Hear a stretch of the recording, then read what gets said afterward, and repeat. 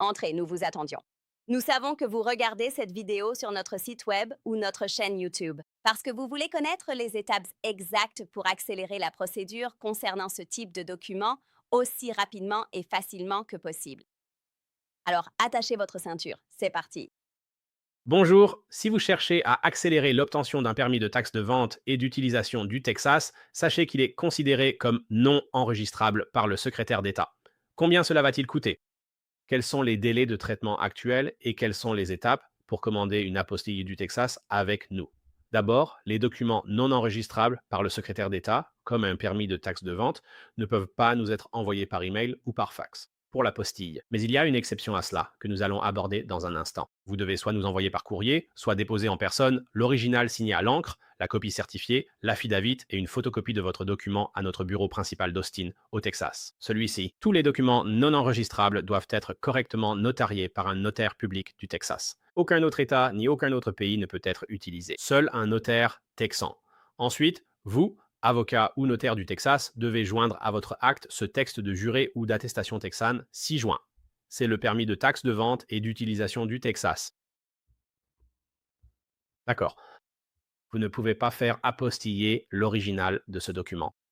Vous ne pouvez faire apostiller qu'une photocopie de ce document, à condition qu'elle soit accompagnée d'une copie certifiée d'un affidavit notarié. D'accord, donc c'est très important. Ce document ne peut pas être notarié ou, excusez-moi, ne peut pas être apostillé. Vous ne pouvez en faire qu'une photocopie, donc vous faites une photocopie de celui-ci. Noir et blanc ou couleur, cela n'a vraiment pas d'importance. Si vous voulez être prudent, faites une copie couleur. Mais cela n'a aucune importance pour le secrétaire d'État. Certains pays étrangers peuvent exiger une copie couleur, mais à moins qu'ils ne vous le demandent, cela peut être en noir et blanc ou en couleur. Donc, vous faites une copie de ce document, puis vous allez l'attacher à un affidavit de copie certifiée que vous allez signer et faire notarier. Et voici le modèle d'affidavit de copie certifiée à utiliser juste ici. Vous allez copier et coller ceci dans un document Microsoft Word, puis l'imprimer ou, plus simplement, cliquez sur l'icône PDF et tout ce qui est surligné ici sera téléchargé. Ensuite, vous allez prendre ce document, le remplir et le signer devant un notaire. Veillez à bien le remplir car les notaires font souvent de nombreuses erreurs. Ils ne savent pas toujours ce qu'ils font, donc c'est très important. Regardez cette vidéo pour vous assurer qu'ils le fassent correctement. Tout d'abord, il faut imprimer les taxes et le nom du titulaire du permis ici. Sur un permis fiscal, en général, il n'y a pas le nom de la personne. C'est le nom de l'entreprise qui apparaît. Là, ces informations sont masquées. Donc peut-être que vous êtes un entrepreneur individuel. Peut-être que c'est, vous savez, la plomberie de Jack Johnson ou quelque chose comme ça. D'accord. Quel que soit le nom qui figure ici, si c'est un nom de personne ou le propriétaire de l'entreprise ou l'un des dirigeants d'une société. Si c'est un dirigeant de l'entreprise, vous êtes considéré comme le dépositaire du document. Donc vous allez imprimer votre nom juste ici, puis vous allez signer votre nom juste ici, et ensuite le notaire doit imprimer, pas signer, doit imprimer son nom juste ici. D'accord? Il y a 3 ou 4 façons différentes dont le notaire peut se tromper ici. Nous l'avons déjà vu faire, donc d'abord. Le notaire ne fait pas attention. Il dit d'imprimer le nom du titulaire du permis de vente du Texas, pas le nom du notaire. Le notaire va imprimer son nom juste ici. Le notaire va signer son nom juste là. Pour ces 2 raisons, votre document sera rejeté par l'État. Ensuite, le notaire vous fera signer votre nom juste là, sur cette ligne. Je vais aussi être refusé. Vous signez uniquement ici, à l'endroit indiqué. Enfin, le notaire écrira votre nom de manière incorrecte ici. Donc si vous écrivez votre nom ici comme John Ditto, juste ici. Il faut donc l'imprimer ici comme John Day, biche. Si vous écrivez votre nom comme John Douglas Doe ici, il doit être écrit comme John Douglas Doe ici. Si vous n'avez pas de deuxième prénom, que c'est juste John Doe, alors vous devez écrire votre nom John Doe là-bas et John Doe ici. Le notaire va se tromper. Non, il ne se trompera pas. Il imprimera votre nom différemment de ce qui est écrit ici et votre document sera rejeté par le notaire. Assurez-vous donc qu'il fasse bien ces choses car il ne signera qu'à un seul endroit, juste ici. Utilisez un e-notaire du Texas pour notarier votre document via Zoom si vous êtes hors de l'État ou à l'étranger. Envoyez-nous simplement le fichier signé électroniquement via notre page Contactez-nous. Ainsi, aucun envoi postal ou déplacement n'est nécessaire. Et il y a 3 façons d'accéder à notre page de contact. Vous pouvez cliquer juste ici, vous pouvez cliquer sur la femme juste ici, ou vous pouvez cliquer juste ici. via le bouton en bas de page, remplissez le formulaire d'apostille du Texas en ligne, imprimez-le et déposez-le ou postez-le avec notre étiquette prépayée FedEx ou UPS. Nous renverrons ensuite vos documents partout dans le monde, à vous ou au destinataire de votre choix. Et encore une fois, si vous optez pour la notarisation électronique, vous n'avez rien à nous envoyer par courrier ou à déposer. Il vous suffit d'aller sur notre page de contact et de télécharger 3 PDF. Le premier est votre copie certifiée notariée de l'affidavit ainsi qu'une photocopie de votre permis. Ils peuvent tous être regroupés dans un seul PDF également. Il s'agit d'une étiquette de retour prépayée FedEx ou FedEx UPS au format PDF. Ils ne vous fourniront une étiquette de retour prépayée en ligne qu'au format PDF. C'est donc de cette façon que vous devez nous la transmettre. Troisièmement, vous allez télécharger un PDF de notre bon de commande. Sur cette page, au lieu de l'imprimer, allez dans les paramètres d'impression de votre ordinateur, utilisez le menu déroulant et sélectionnez l'option Enregistrer au format PDF. Cliquez là-dessus pour que, lorsque vous lancez l'impression, cela enregistre directement le document sur votre poste. Une fois ce document au format PDF obtenu, il vous suffit de le télécharger sur notre page de contact. C'est tout. Vous n'avez pas besoin de prendre l'avion. Vous n'avez pas besoin de prendre la voiture. Vous n'avez rien à nous envoyer par la poste. Tout peut se faire électroniquement, depuis n'importe où dans le monde. Vous devez utiliser la voie électronique si vous choisissez cette option. Ensuite, il y a l'étape numéro 2 qui concerne les instructions d'expédition. C'est la deuxième étape. Je vais vous expliquer comment vous allez nous envoyer des documents et comment nous allons vous les renvoyer. Donc, l'expédition aller-retour, comment créer les étiquettes d'expédition et ce que vous devez faire. Ainsi, selon que vous obtenez des documents au niveau de l'État, fédéral ou de l'ambassade, des apostilles, ou les trois, si vous allez par exemple dans un pays non signataire de la Convention de la Haye, vous devez passer par ce qu'on appelle la légalisation ou l'attestation des documents. Et s'il s'agit d'un document au niveau de l'État, comme par exemple un acte de naissance, pour, disons, le Vietnam ou la Thaïlande, il faudrait le faire au niveau de l'État du Texas, puis au niveau fédéral américain, au département d'État des États-Unis, puis à l'ambassade de ce pays. Et c'est la troisième étape. Je vais donc tout vous expliquer concernant la façon dont vous devez procéder à l'expédition. Pour nous faire parvenir vos documents, il n'y a que deux façons. La première est la plus simple et c'est celle que nous recommandons à 99%, l'envoi en livraison express. Ou de les envoyer par courrier à notre adresse d'Austin, qui figure sur notre page de formulaire de commande et dans nos instructions d'expédition. Ou si vous habitez dans la région d'Austin, vous pouvez déposer vos documents chez nous. Encore une fois, cela ne concerne pas la procédure, que nous expliquons à l'étape 3. Cela ne concerne pas du tout la procédure, que ce soit par courrier ou en déposant sur place. Pas de service sans rendez-vous. On ne peut pas l'obtenir directement sur place. Les apostilles viennent uniquement du secrétaire d'État du Texas, soit du département d'État, d'une ambassade ou d'un consulat étranger. Nous effectuons toutes les légalisations dans notre bureau de Washington, dans toutes les ambassades à Washington, D.C., qui regroupent 89% des ambassades mondiales. Je vais donc vous expliquer ce que vous devez faire.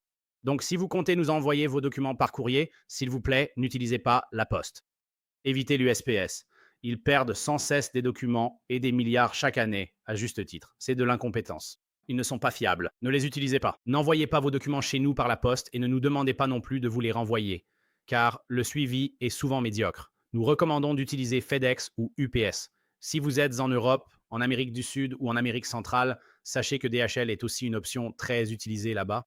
Mais encore une fois, le plus fiable, c'est qui? Nous le recommandons et nous expédions avec eux chaque jour. Nous envoyons des dizaines de milliers de documents et nous avons des clients sur 6 continents, pas encore l'Antarctique, c'est FedEx. Ils sont de loin les plus fiables. Si vous voulez que vos documents ne soient ni endommagés ni perdus, ils sont les plus fiables. Et ce sont aussi les moins chers pour l'envoi de documents. Aux États-Unis, de loin. Et je vais vous donner un exemple. Nous expédions à notre bureau de Washington, D.C. depuis Austin, Texas. C'est en plein centre du Texas, aussi loin que possible à travers le pays, jusqu'à l'océan Atlantique à Washington, D.C. Cela nous coûte $10.95 pour envoyer des documents par FedEx en 2 jours à notre bureau de D.C. Bureau. Si nous utilisons UPS, le délai est le même. C'est plus de $40 si nous utilisons la poste. C'est plus de $20, genre $23, plus du double. Donc, si vous envoyez des documents, FedEx est bien moins cher qu'UPS et la poste. D'ailleurs, si vous le faites rapidement, en 1 nuit ou 2 jours, la plupart des gens ne le savent pas vraiment. Mais c'est seulement si vous utilisez l'option FedEx One. Et notre vidéo sur nos pages d'expédition, ils vont passer en revue cela, je vais l'expliquer.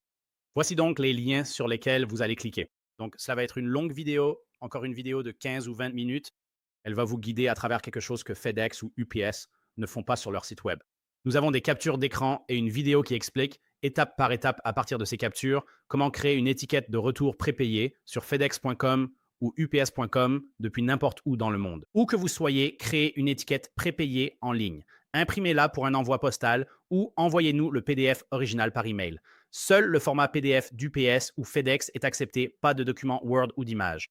Dans un document Word ou un GIF ou un JPEG ou peu importe, il vous faut le PDF original que UPS et FedEx vous donnent lorsque vous le créez. Et vous cliquez sur ces liens juste ici et vous verrez. Ils vous montreront une vidéo et vous guideront à travers des captures d'écran pour vous expliquer comment faire cela où que vous soyez. D'accord. Si vous expédiez à l'international, vous devez remplir une facture ou une déclaration de douane, un reçu que vous devez remplir. Vous cliquez sur ceci, celui-ci pour FedEx et celui-là pour UPS. Et nous avons déjà un modèle pré-rempli pour vous. Il vous suffit de le compléter. Ensuite, signez votre nom et indiquez la date dessus. C'est déjà tout prêt pour vous. Selon le pays, ils n'en ont normalement pas besoin, mais nous le faisons par précaution et nous vous demandons de faire de même. Si vous expédiez un document à l'international depuis les États-Unis vers un autre pays, comme le Mexique, ils ne s'en préoccupent pas vraiment, mais vous pouvez quand même utiliser FedEx. Mais dans la plupart des autres pays du monde, pour passer la douane, il faudra vraiment que vous ayez ce document. D'accord? Et puis l'autre point important, c'est que vous ne pouvez pas mettre notre nom sur l'étiquette d'expédition. Je me répète, vous ne pouvez pas mettre notre nom, notre numéro de téléphone, ni notre adresse nulle part sur votre envoi. Quand nous vous le renvoyons, c'est l'envoi vers vous. Donc nous avons déposé votre document et maintenant vous souhaitez qu'il vous soit retourné ou à un cabinet d'avocats ou dans un autre pays ou à un ami, un membre de la famille, un collègue, une entreprise ou une entité gouvernementale, ou que vous vouliez que nous l'envoyions, c'est vous qui créez l'étiquette d'expédition prépayée. Vous êtes l'importateur et vous êtes l'expéditeur. Ne mettez pas notre nom dessus. Si cela passe la douane, on sera effectivement facturé. On nous facture déjà des centaines de dollars pour des frais indus. On ne vous renverra donc pas vos documents si vous mettez notre nom dessus. D'accord. Pensez-y comme à une enveloppe que vous envoyez à quelqu'un dans le coin supérieur gauche aux États-Unis. Vous mettez l'expéditeur, c'est-à-dire que si l'adresse à laquelle vous l'envoyez est incorrecte, si la poste ne peut pas la livrer, elle va vous renvoyer ce courrier. C'est ce que nous demandons. Vous ne pouvez tout simplement pas mettre notre adresse dessus. Vous devez mettre n'importe quelle adresse, peu importe laquelle. Vous pouvez mettre celle d'un ami, d'un proche, d'un collègue, d'une entreprise, peu importe. Pas nos infos. Mettez les vôtres. C'est l'usage. Utilisez votre adresse en expéditeur et destinataire. Donc, par exemple, vous l'expédiez, vous voulez qu'il soit renvoyé en Europe. Disons que vous avez un ami ou un proche aux États-Unis. Utilisez leur adresse. Notez que cela vaut si votre doc est retourné. Il faut une adresse pour le renvoi. S'il y a des frais de douane, ils ont besoin d'une adresse pour facturer si vous n'avez pas payé. Quoi qu'il en soit, vous ne pouvez pas utiliser notre adresse, c'est aussi simple que ça. Et encore une fois, pour les deux options, vous cliquez ici, nous allons voir ce que cela signifie et comment le faire. Quand vous arrivez chez FedEx ou UPS, lorsque vous le faites en ligne, ils demanderont d'où est-ce que c'est envoyé.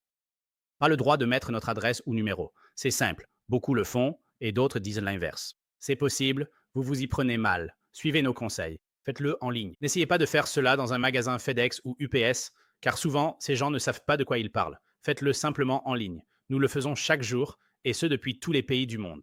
Vous pouvez créer l'étiquette en ligne sans utiliser notre adresse. Car, encore une fois, vous créez le label en ligne et vous payez pour cela. Pas nous. Nous faisons simplement le dépôt chez FedEx, UPS ou DHL pour vous. Donc, vous ne pouvez pas mettre notre adresse, car alors, techniquement, aux yeux de FedEx, UPS ou DHL, nous devenons l'importateur. Nous sommes l'expéditeur. Vous comprenez? Toute la responsabilité juridique incombe à notre propre entreprise. Selon la politique de notre entreprise, nous ne pouvons pas accepter cela. N'inscrivez donc pas notre adresse sur les étiquettes d'expédition, car nous n'expédierons rien, c'est garanti. Nous ne le renverrons pas. Nous vous demanderons de nous envoyer une nouvelle étiquette. Pour l'international, nos coordonnées ne doivent pas y figurer. Pour l'international, nous ne le renverrons pas. C'est donc très important. Si vous avez besoin de ces documents rapidement, l'envoi sera retardé. Cela prendra plusieurs jours pour recevoir votre nouvelle étiquette et vous recontacter. Suivez ces instructions. N'inscrivez pas notre nom, adresse ou téléphone sur l'étiquette d'expédition prépayée. Voilà, c'est à peu près tout concernant l'expédition. Encore une fois, c'est très simple. À nouveau, si vous venez déposer des documents chez nous, assurez-vous que vous pouvez aussi les déposer chez nous. Vous fournissez une étiquette prépayée pour le renvoi. Donc, vous les déposez. Pas d'envoi postal. Vous les déposez ici et vous voulez un renvoi par courrier. C'est très courant. Donc, vous allez en ligne, vous créez votre étiquette d'expédition. Lorsque vous vous rendez dans nos locaux, vous déposez vos documents. Ensuite, le jour même ou le lendemain, comme vu à l'étape 3, combien de temps le secrétaire d'État met-il à les délivrer? Ou le gouvernement fédéral ou l'ambassade. Ensuite, nous vous les renverrons. Voilà, merci. Ceci est l'étape 3. Je vais passer en revue les tarifs actuels que nous avons. Et si jamais vous souhaitez venir déposer des documents directement dans nos bureaux, voici nos délais de traitement qui sont à jour au 30 novembre de l'année 2025. Alors, pour savoir comment, si vous allez déposer des documents chez nous, ce que vous devrez faire, c'est imprimer notre formulaire de commande que vous remplissez en ligne. Vous allez cliquer ici, juste là, ceci. En cliquant ici, vous accéderez à la page de notre formulaire de commande. Et c'est ce que vous allez remplir en ligne, puis imprimer. Et il y a une autre vidéo là-bas qui explique comment remplir le formulaire de commande et tout ce qui s'y rapporte. Donc, si vous allez, encore une fois, si vous allez nous envoyer vos documents par la poste, ce que la plupart des gens font, vous imprimez notre formulaire de commande. Et ensuite, vous l'envoyez avec vos documents. Comme nous l'indiquons à l'étape 2, vous nous l'envoyez si vous venez déposer vos documents en personne, ce qui n'accélère pas le processus, et je vais expliquer pourquoi. Si vous souhaitez déposer vos documents dans notre bureau d'Austin, qui est le seul emplacement, pas Houston, pas Dallas, uniquement notre bureau d'Austin, vous pouvez y déposer vos documents. Et donc, si vous habitez dans la région d'Austin, vous devez imprimer notre formulaire de commande, puis l'apporter avec vos documents. Et maintenant, je vais aborder ce point. Nos horaires de dépôt. Pour le service le jour même, cela signifie que nous déposons vos documents au secrétariat d'État du Texas si nous les recevons avant midi, heure du centre, du lundi au vendredi, hors jours fériés fédéraux ou d'État. Chaque fois que le secrétariat est ouvert, et en fait, il ferme souvent plus de jours que les simples jours fériés, comme pour le 4 juillet cette année, où ils ont fermé le lundi suivant. Ce n'était pas un jour férié fédéral. Et ils ont fermé ce mercredi, avant Thanksgiving, et ce n'était pas non plus un jour férié fédéral, ni le Black Friday. Ils sont également fermés. Ce n'est pas un jour férié fédéral, mais ils sont fermés. Ils sont fermés pendant 3 jours cette semaine. Ils ferment 3 jours pour Noël et ont déjà annoncé la fermeture dès la veille du réveillon. Bien que ce ne soit pas un jour férié fédéral, ces jours-là, impossible de déposer votre document. Sachez simplement que concernant les délais de traitement, aucune entreprise ne peut déposer vos documents si le secrétaire d'État est fermé. C'est un point important. Donc, si nous recevons vos documents avant midi, heure centrale, du lundi au vendredi, lorsqu'ils sont ouverts, nous garantissons. Si nous les recevons avant midi, nous les déposerons auprès de l'État du Texas. Ensuite, en fonction de leur délai, cela change. Nous ne contrôlons pas cela. Aucune entreprise ne contrôle la rapidité avec laquelle ils traitent les dossiers. Actuellement, et nous mettons cela à jour chaque mois, d'ici quelques heures, cela va passer à décembre 2025. Donc, si vous regardez cette vidéo en 2026 ou 2027, oubliez ces chiffres et fiez-vous plutôt aux informations sur cette page. C'est le délai de traitement actuel du secrétaire d'État et je vais vous l'expliquer à travers nos exemples.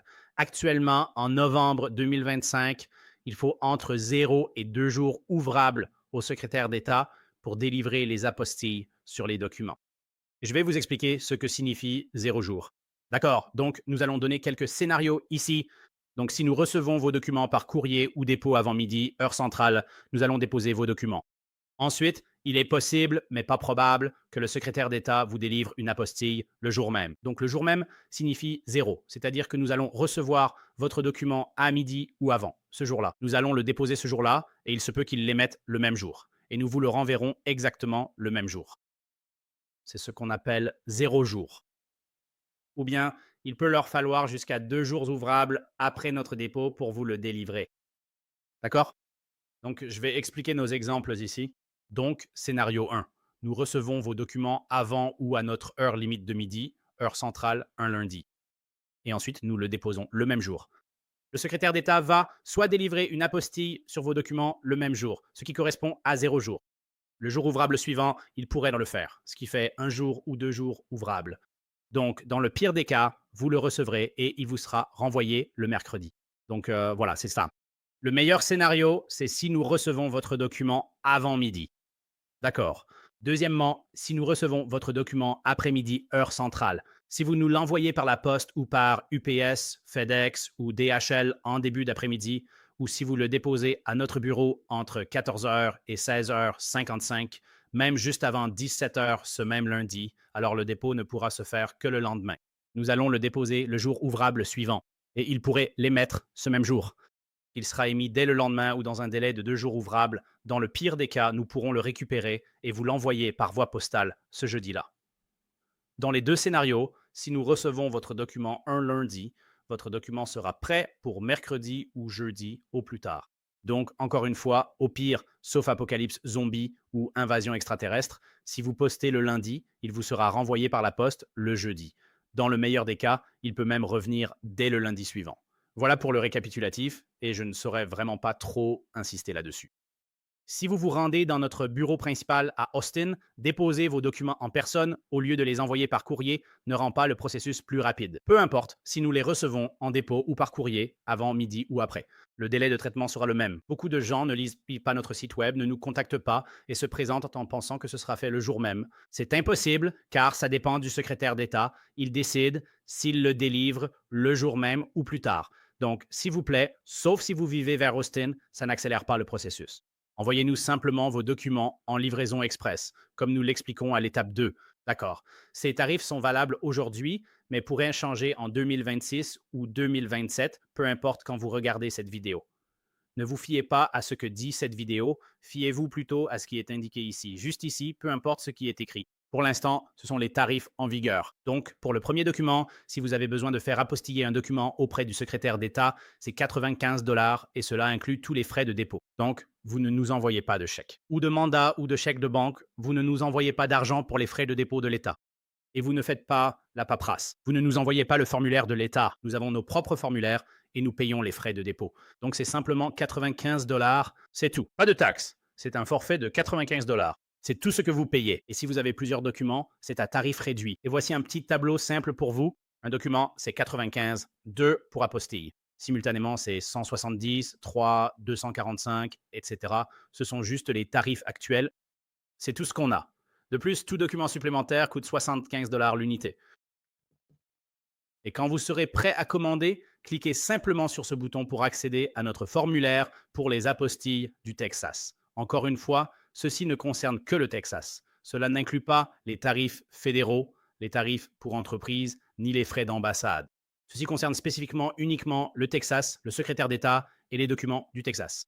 Donc les documents qui sont notariés par un notaire du Texas ou les documents délivrés par une entité texane comme une ville, un comté ou le gouvernement de l'État tels qu'un acte de naissance texan, un certificat de décès, un certificat de mariage, un jugement de divorce, un casier judiciaire, des chèques, un permis de conduire, une procuration, ce genre de choses.